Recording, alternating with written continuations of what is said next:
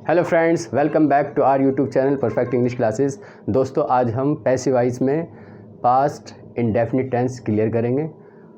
हमें सिर्फ इस छोटी सी वीडियो में इस टेंस को क्लियर करना है, इसलिए ध्यान से देखिएगा, स्किप मत कीजिएगा। और साथ ही साथ हमें एक्टिव वॉइस भी देखनी है, क्योंकि उसका भी रिवीजन होगा। बिना एक्टिव वॉइस जाने पहचाने हम पैसिव वॉइस में कन्वर्ट नहीं कर सकते या ट्रांसफॉर्म नहीं कर सकते किसी टेंस को। तो पहले हम ये देखेंगे कि हमने पास्ट इंडेफिनिट टेंस को एक्टिव वॉइस में कैसे सीखा था, क्या पहचान थी, उसके बाद हम पैसिव वॉइस कन्वर्ट करेंगे। तो देखते हैं। सबसे पहले हम पहचान करते थे एक्टिव वॉइस सेंटेंस में कि पास्ट इंडेफिनिट सेंटेंसेस के आखिर में, हिंदी सेंटेंसेस के आखिर में कौन से शब्द आते थे। ये आते थे ता था, ती थी, ते थे या आ ई ए। ठीक है। और हम फिर इसको ट्रांसलेशन कैसे करते थे, इनका अंग्रेज़ी वाक्य कैसे बनाते थे। तो सबसे पहले हम क्या करते थे, सब्जेक्ट लिखते थे, उसके बाद वर्ब की सेकंड फॉर्म लाते थे। वर्ब के बाद हमेशा ऑब्जेक्ट आता है, उसके बाद इत्यादि शब्द कोई हिंदी वाक्य में दिया हुआ है तो उसकी अंग्रेज़ी लास्ट में लिखते हैं। अब आपके सामने देखेंगे इस सेंटेंस को हम एक्टिव वॉइस बना रहे हैं। उसने आम खाया था, हमने पहचान कर लिया, लास्ट में आ रहा है, ये पास्ट इंडेफिनिट है। तो सबसे पहले हम देखेंगे सब्जेक्ट क्या है हमारे यहाँ। तो आपने पाया कि सब्जेक्ट हमारा है ही। उसके बाद उसने काम क्या किया है, खाना। तो सेकंड फॉर्म है ईट की, एट। ही एट, क्या खाया, ऑब्जेक्ट क्या है, एक है। ऐसा लग रहा है एक ही खाया है, तो अ मैंगो कर सकते हैं आप। He ate a mango, active voice आपका ये बन गया। ठीक है।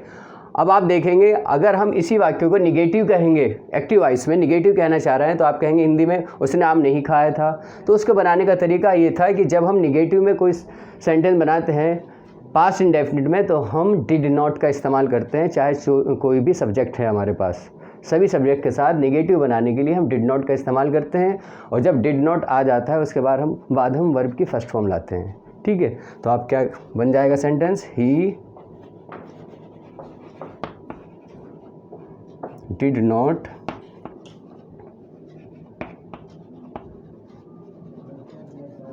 क्लियर।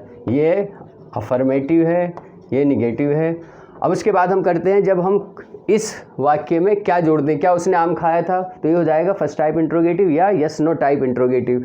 तो उसमें हम क्या करते हैं, ये जो डिड आया हुआ है यस नो टाइप इंट्रोगेटिव में हम क्या करते हैं, जो हमारी हेल्पिंग वर्ब है, हेल्पिंग वर्ब वो होती है जिससे टेंस का पता चलता है कि कौन से टेंस में बात चल रही है। तो उस हेल्पिंग वर्ब को सबसे शुरू में लिख देते हैं, उसके बाद सब्जेक्ट आता है, उसके बाद वर्ब की फर्स्ट फॉर्म आती है, उसके बाद अगर नॉट कह रहे हैं तो ठीक है, अदरवाइज अगर असर्टिव बना रहे हैं क्या उसने आम खाया था, तो आप ऑब्जेक्ट लिख दें बस। Did he eat a mango, question mark लगा देंगे, क्या उसने आम खाया था। अब हम इसी वाक्य को ये कहना चाह रहे हैं, उसने आम क्यों खाया था। ठीक है। तो आपको बताया गया है, जब भी हम इस तरह के वाक्य बोलते हैं जिनमें हिंदी वाक्य के बीच में कोई प्रश्नवाचक शब्द आता है, तो हम सबसे पहले प्रश्नवाचक शब्द की अंग्रेज़ी लिखते हैं। हम कहना चाह रहे हैं उसने आम क्यों खाया था, तो क्यों वर्ड की अंग्रेज़ी हम सबसे पहले लिखेंगे, और इसको बोलते हैं WH टाइप इंट्रोगेटिव। तो हम सबसे पहले लिखेंगे वाई, क्योंकि अंग्रेजी है वाई, उसके बाद डिड, या ये कह लीजिए इंट्रोगेटिव वर्ड अगर हम फर्स्ट टाइप इंट्रोगेटिव में जोड़ दें तो सेकंड टाइप इंट्रोगेटिव बन जाता है। देखेंगे आप, अभी ये पूरा सेंटेंस में लिखने जा रहा हूँ, Y did he eat a mango. देखिए, आप देखेंगे did he eat a mango, did he eat a mango, बस क्या जुड़ा है, इंट्रोगेटिव वर्ड और जोड़ा है हमने। तो इस तरह से हम चारों तरीके से इस सेंटेंस को हमने क्लियर कर लिया है।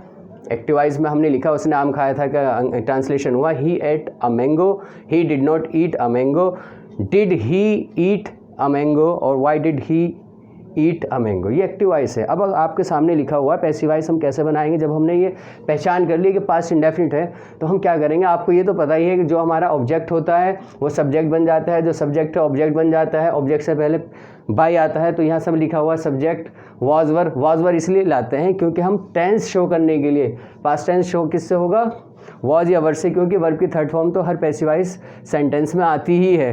टेंस किससे क्लियर होगा कि पास्ट इंडेफिनिट है, तो उसको शो करने के लिए हम वॉज या वर्क का प्रयोग कर रहे हैं पास्ट टेंस को क्लियर करने के लिए। उसके बाद वर्ब की थर्ड फॉर्म सभी में है और आपको बताया गया है जो सब्जेक्ट है वो ऑब्जेक्ट बनेगा और ऑब्जेक्ट से पहले बाई आता है तो आया है यहाँ पर। तो हमारे पास क्या है यहाँ पर ऑब्जेक्ट ये है, सब्जेक्ट ये है, ठीक है। तो ये सब्जेक्ट बन जाएगा अ मैंगो, ये बन गया ना। अभी बताइए कितने हैं, ये एक ही है। जब हम कह रहे हैं एक आम, उसके बाद वॉज वर्ब में से हमें एक चीज़ लेनी है, सिंगुलर है तो हम क्या लेंगे, वॉज लेंगे ही, इसमें कोई शक है ही नहीं। अ मैंगो वॉज, उसके बाद यहाँ पर सेकंड फॉर्म थी, लेकिन पैसिव वॉइस में हर सेंटेंस में वर्ब की थर्ड फॉर्म ही आती है, तो आप क्या लेंगे, ईटन।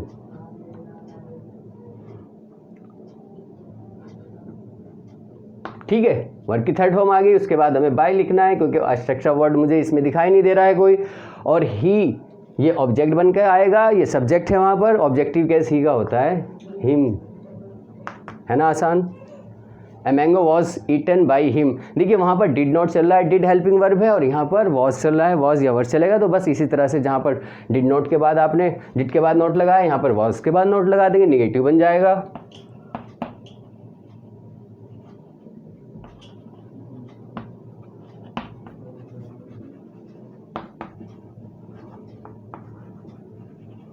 यहाँ हमने पैसिव वॉइस में कह दिया a mango was not eaten by him. अब अगर हम ये कहें क्या एक आम उसके द्वारा खाया गया, क्या उसके द्वारा एक आम खाया गया, तो वॉज को हम यहाँ ले आएंगे, बस वहाँ पर डिड को ले आए थे।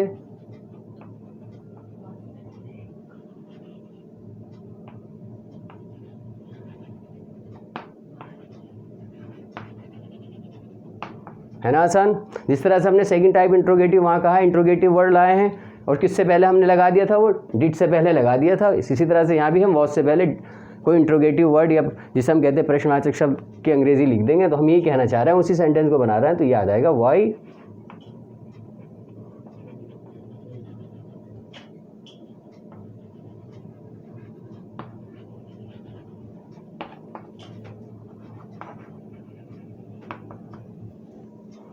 है आसान।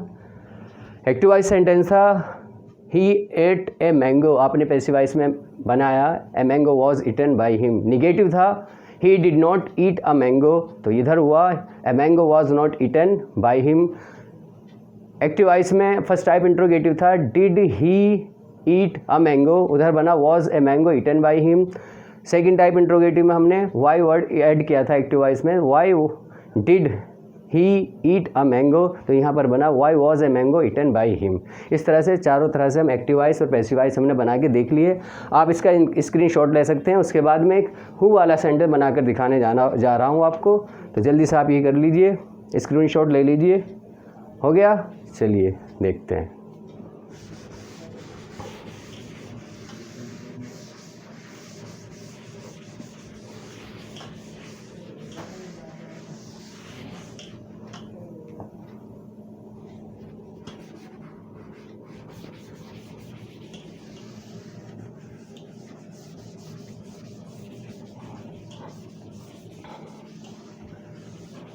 हम यहाँ देखेंगे अगर हु वाला सेंटेंस, अगर हु वाला हु के अलावा कोई भी प्रश्नवाचक वर्ड है तो वो ज्यों का त्यों आ जाता है पैसिव वॉइस में। लेकिन अगर हु है, हु से सेंटेंस स्टार्ट हो रहा है और उसका एक्टिव वॉइस सेंटेंस है, तो सबसे पहले हमें ये देखना अगर हु शब्द आया है बीच में, हिंदी के कौन शब्द आया है और वो निगेटिव नहीं है, तो हम हु के बाद डायरेक्ट वर्ब लिखेंगे, क्योंकि सब्जेक्ट तो है ही नहीं ना, हु हम खुद ही कह रहे हैं, तो सब्जेक्ट एक तरह से हु वर्ड ही है। जब सब्जेक्ट आ गया उसके बाद वर्ब की सेकंड फॉर्म आ रही है। तो यहाँ पर हम ये कहना चाह रहे हैं मुझे किसने बुलाया था, तो मैं ये अंग्रेजी बना रहा हूँ उसकी, हु कॉल्ड मी। ठीक है, हु कॉल्ड मी हमने पहचान लिया, वर्ब की सेकंड फॉर्म है, तो ये पास्ट इंडेफिनिट है। इसको बनाने का तरीका क्या है, हु वाले सेंटेंसेस को हम क्या करते हैं, हु के स्थान पर पैसिव वॉइस में, मैं यही समझा रहा हूँ, उसको छोड़िए, हम बाई हुम लिखते हैं। ठीक है, हमारा ऑब्जेक्ट क्या है, ये है, तो ये सब्जेक्ट बनेगा। इंट्रोगेटिव वर्ड के बाद आप क्या लाते हैं, एक्टिव वॉइस में आप क्या लाते हैं, डिड लाते हैं। पैसिव वॉइस में क्या ला रहे हैं, वॉज वर। तो यहाँ पर हमारा सब्जेक्ट क्या बनने जा रहा है, आई के साथ हम क्या लाएंगे, सिंगुलर के साथ वॉज, और उसके बाद सब्जेक्ट लिख देंगे, बाई हुम वॉज आई। और कॉल्ड की थर्ड फॉर्म भी कॉल्ड ही है।